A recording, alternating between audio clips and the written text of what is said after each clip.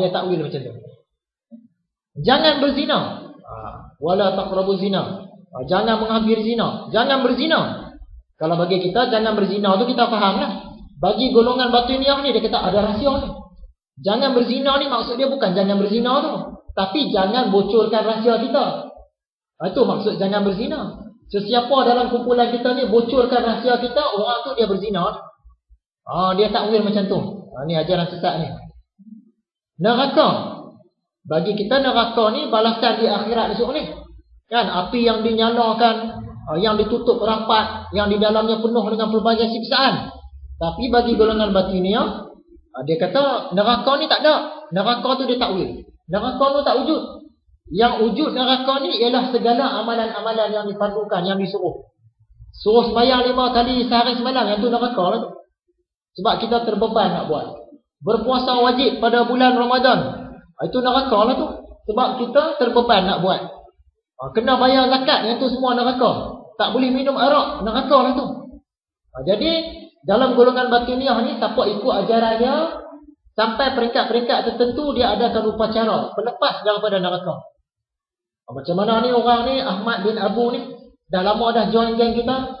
Bolehkan naik makam dia? Boleh. Kalau boleh hari ini, kamu aku bebaskan daripada belenggu neraka sembahyang. Dia tak payah sembahyang lah.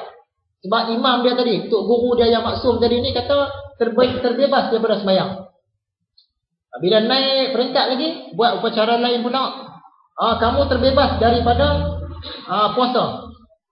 Neraka puasa. Puasa ni neraka. Duduk tahan daripada makan minum. Kamu dah bebas. Orang lain yang belum capai tahap kamu, mesti puasa. Tapi dah capai tahap macam kamu, tak payah puasa dah. Dah bebas. Begitu juga minum arak. Bila sampai satu peringkat, kamu dah sampai ke makam ahli syurga. Kamu dah lama dengan kumpulan kita, rahsia pun tak pecah. Kan? Jadi tok guru tengok kamu ni memang boleh pergi makam tinggi lah.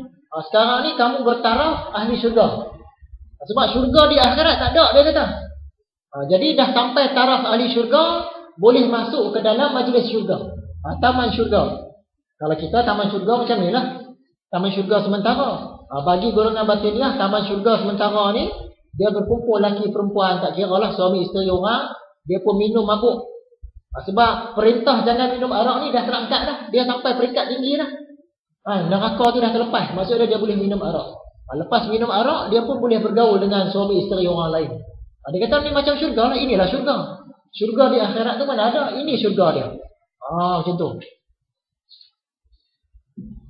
Safa dan Marwah. Bagi kita Safa dan Marwah ni masa kita nak buat haji tu lah. Tapi bagi kumpulan ini, Safa tu ialah Sayyidina Ali, Marwah itu ialah Nabi Muhammad.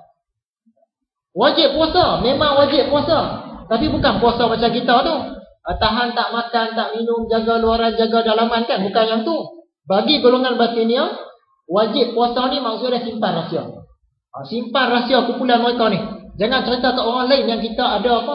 Upacara pelepas semayang, upacara pelepas puasa, upacara taman syurga tu jangan cerita. Siapa cerita maksud dia berbuat zina. Tak boleh cerita. Itu maksud dia puasa. Mereka juga mentakwilkan ayat Quran. Aqimus solah wa atuz zakat. Dirikanlah semayang, keluarkanlah zakat. Dia kata dalam ayat ini dia bersambung sekali. Bila bersambung sekali, hukum dia sama. Dua-dua memang hukum wajib. Tapi keluar zakat setahun sekali. Bila keluar zakat setahun sekali, semayang pun setahun sekali juga. Dia takwil macam tu. Jadi orang-orang yang tak ada basic agama, dia ikut kumpulan ni mudah terpengaruh lah. Minum arak boleh, syurga dunia boleh dapat, rahsia-rahsia kononnya daripada Quran boleh dapat, orang lain tak ada. Jadi pengajaran daripada kuliah yang lepas, pertama kita jangan terpengaruh dengan keganjilan. Benda yang pelik-pelik orang cerita ni tak apalah. Dia nak pelik pun pelik lah, tak apa. Luar biasa nak terbang ke, masuk dalam sungai ke, kan? Dia boleh melangkah dari sini pergi ke Mekah dalam satu malam ke, ikut dia lah. Kita jangan terpengaruh. Tengok syariat dia dulu. Semayang dia beres dah. Solat jemaah dia beres dah. Puasa beres dah.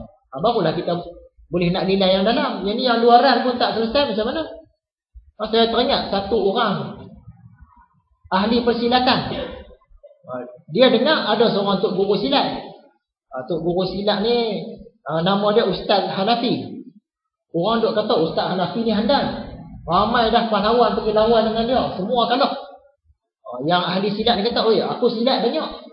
Silat 4-5. Tomoy pun ada belajar. Ni cerita betul ni. Aku nak test Tok Guru ni. Dia pergi test. Jadi Tok Ustaz Hanafi ni kata, kamu nak keluar silat apa ke?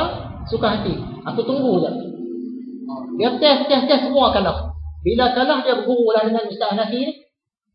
Masa berguru tu Ustaz Hanafi pun tanya, selama kamu duk belajar ilmu-ilmu yang macam-macam ni, apa yang kamu boleh buat? Kata antaranya saya boleh terbang. Sebab dia daripada kecil duk bertapa dah, umur 9 tahun bertapa dah. Duk makan kacau apa semua kan. Dia kata saya boleh terbang. Ingatkan Tok Guru dia nak kata, hebatlah kamu.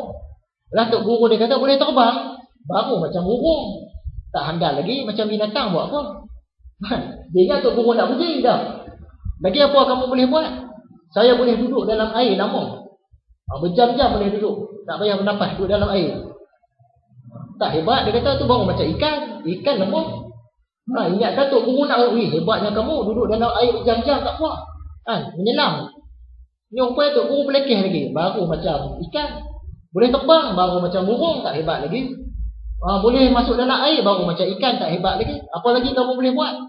Saya boleh meresap melalui pintu, melalui dinding. Tak hebat lagi, baru macam syaitan. Dia kata gitu. Kalah dia semua. Lah dia belajar dengan Ustaz Hanafi. Dan dia pula jadi Tok Guru lepas tu. Jadi benda pelik-pelik macam tu kita tak payah pun tak apa. Setengah orang ni nak belajar agama, dia sampai yang tu dulu. Kita Tok Guru hampa tu hebat dah. Dia ada tak boleh hilang ke, boleh raib ke, ada kuasa sakti ke? Ada tak belajar dengan dia? Padahal kita belajar agama bukan kita cari yang tu. Kan?